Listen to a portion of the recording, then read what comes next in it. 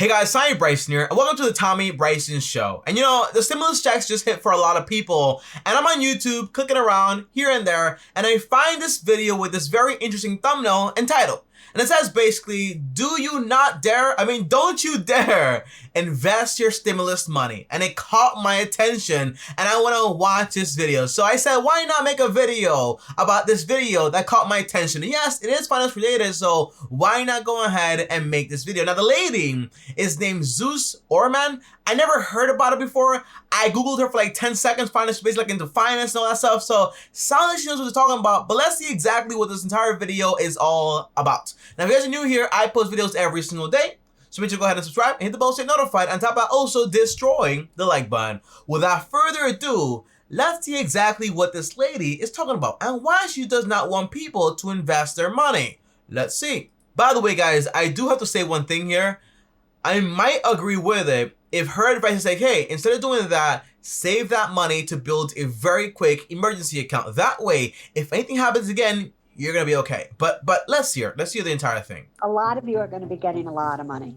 You might be getting $1,400. Your spouse might be getting $1,400. You might be having 3 kids, each getting $1,400. By the way, that is a lot of money. And by the way, for a lot of people that basically don't have any money whatsoever, never had any savings, this is going to be a lot of money. And usually, you know, the whole video is about why you don't want to invest this money. I understand, you know, you might just want to go ahead, save it up for emergencies and so on. So let's see exactly what this lady's going to say.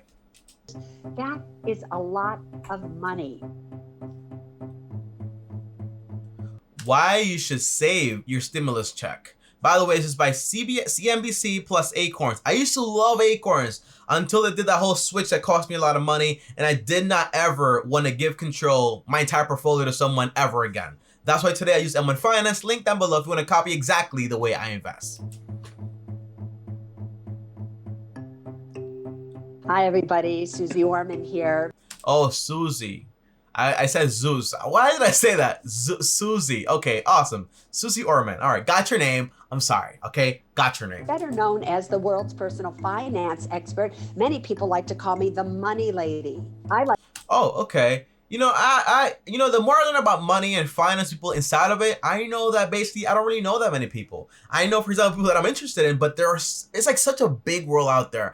And I'm always interested in learning from people, so I don't mind learning from this lady, finding out about her books, what she believes in, just to get more perspective. You know, I'm all about perspective. Am I going to agree with everything? Probably not, but it's all about perspective and getting more information to add to my little catalog I have up here. I like to think of myself as the person you need to go to find the correct answers to your questions.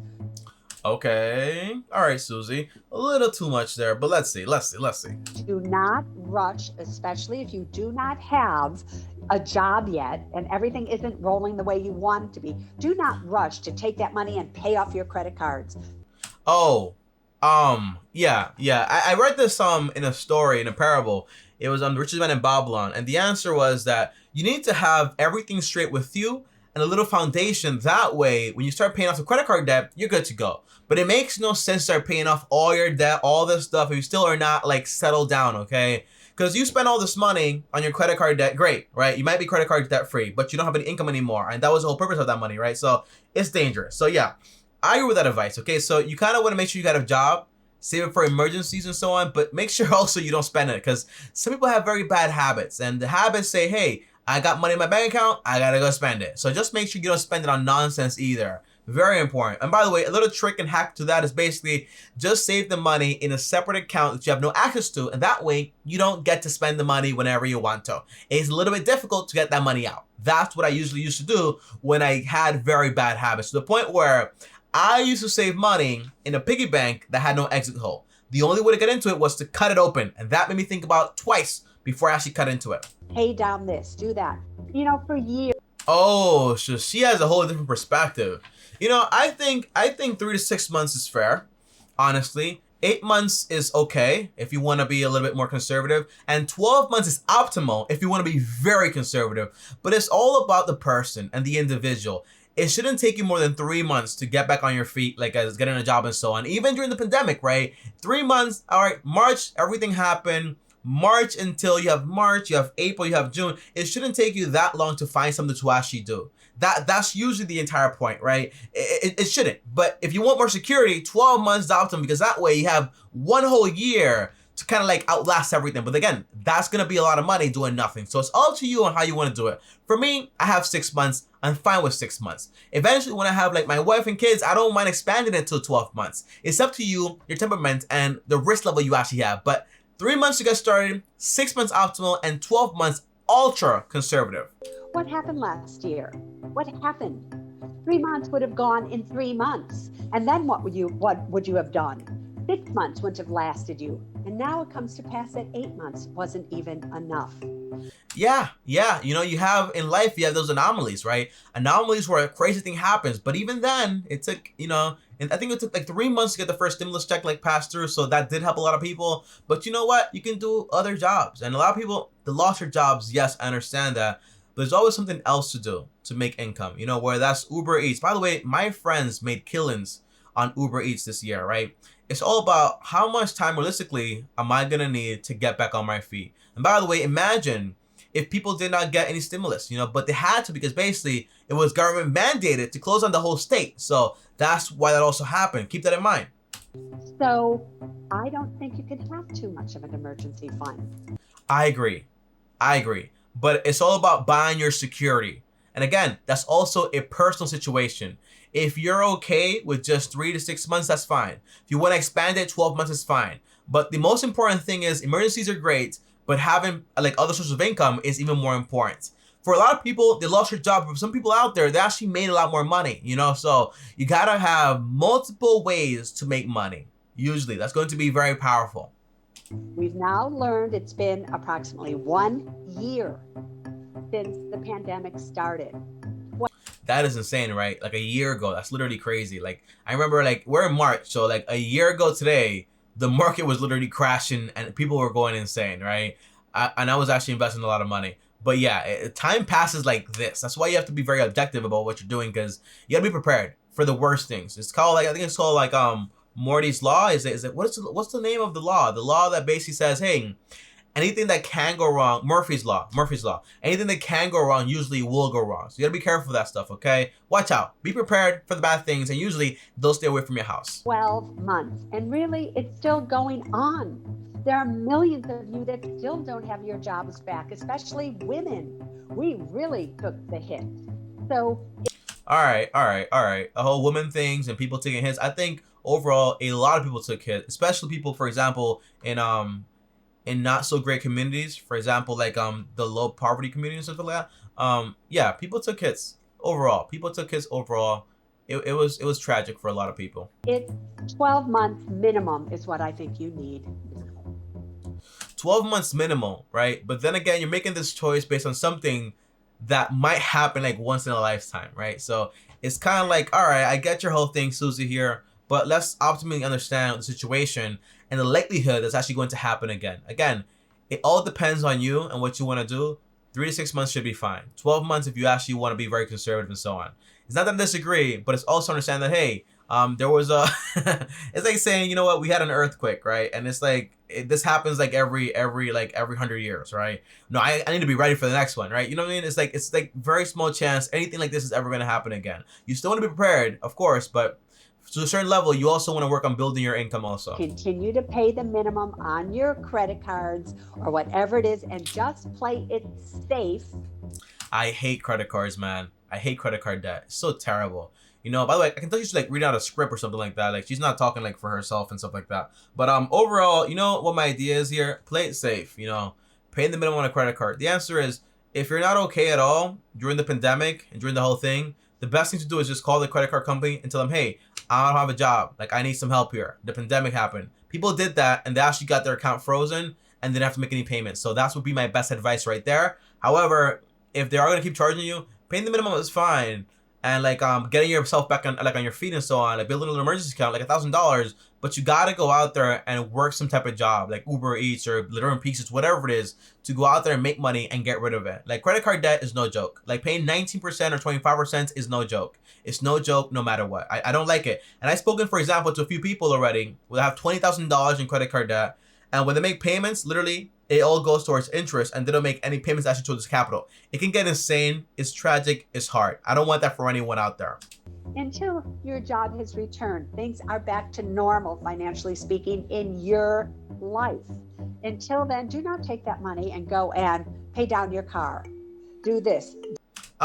Yeah, it's pretty obvious, right? You want to make sure, again, you're okay first, and then work on everything else. If you're not okay, if you're broken, doesn't matter if you made a dent of $1,400 on your entire like bill. That's like over $20,000, right? It's not gonna make a dent. But if you have like $1,000 for emergencies there, you can find like another gig, another job that's gonna help you out a ton more. Do that. Now, some of you are going to have to use that money to catch up on rent. But if you're going to use all of it to catch up on rent just to stay in your apartment, and then you still don't have any money left, don't do it.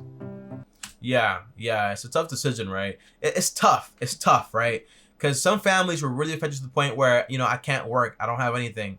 And by the way, some people took advantage of it, by the way, because I know some people that said, you know what, I'm not going to work. Even though they could work, I'm not going to work. I'm just going to take this unemployment. I don't care about this. Like, they can't charge me rent. Some people exploit it. But overall, people needed help. And that's when you have a decision like that, like people will exploit it, people need help. Usually, you want to go ahead and help people. You might get exploited a little bit, but who cares, you know, because you got to help the families that actually need the help. So yeah, if you can actually hold off the entire like rents and stuff like that with your landlord, that's fine too. But again, you want to get back on your feet. Your priority is to get back on your feet and work on having more money, and also changing your habits. Because by the way, not being prepared is also part of habits, you know, because you've been working for a while, you should have had something on the side. But again, they don't teach you any of this stuff in high school or college or doctorate school, like whatever it is. It does not matter. They don't teach you any of this stuff. So I agree here a little bit too. Don't do it. You're going to be very sorry. So the key to your freedom is having that security, that emergency fund. And you know what? I agree a lot. And a lot of people say, for example, hey, you know what? Like, you don't need that. Like, I'm okay. I don't need cash on hand at all. I have like all the stuff. But in reality, oh, my money's dying to inflation, all this stuff, right? But in reality, that's you buying freedom. That's you buying security. Like, I don't mind having 12K on the side, just like sitting there. Just me knowing that, hey, if something goes wrong in my life, I will be able to figure this out in 6 months, right? You want to have that freedom to figure things out. And it's a cost of having security. It's a cost of sleeping okay at night. I agree 100% here. Keep it right there. Do not spend it. And don't you dare use it to invest in the stock market. And by the way, investing in the stock market is great. You know, if you put in $1,400, you probably have a lot more money in 30 years. That's the overall average. But overall, if you invest into index funds and things you actually understand. But people out there, like, they don't have any money, and they also want to invest and make that money multiply and like flip it. Like, if you don't know what you're doing, you're probably going to lose all of it. And then you're going to have a massive issue.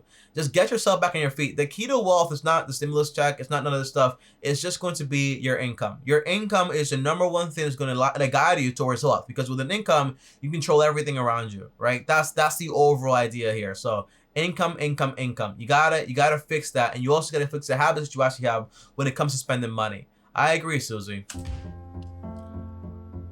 Alright, so that was the end of this video. Overall, as I thought, okay, had to do something basically with emergency accounts, and I agree. And it goes to tell you that, you know what, when things go wrong, if you're prepared, it's like being outside and it's raining all of a sudden, but if you have an umbrella, you're good to go, right? You have an umbrella, you're okay. That's the whole idea. You need to have that umbrella around in case anything actually goes wrong and it starts raining. And Murphy's Law, when one thing goes bad, my car broke down. I lost my job. I can't pay my rent. Like, everything starts like colliding like a domino like set and so on. So you gotta be very careful with stuff. So I do agree with Susie. Don't invest it. Don't pay off debt if you're really in a bad position. But the number one thing is going to be, hey, I need to get back on my feet. And, you know, I'm not a big fan of depending on the government or anyone out there. You got to get back on your feet and figure out exactly how are you going to get back to basically making some income. People on disability, I understand that. People that have unemployment, lost their jobs get obsolete, I also understand that. But moments like this, you have to pivot and find out different ways to actually do things. And while you're doing these things,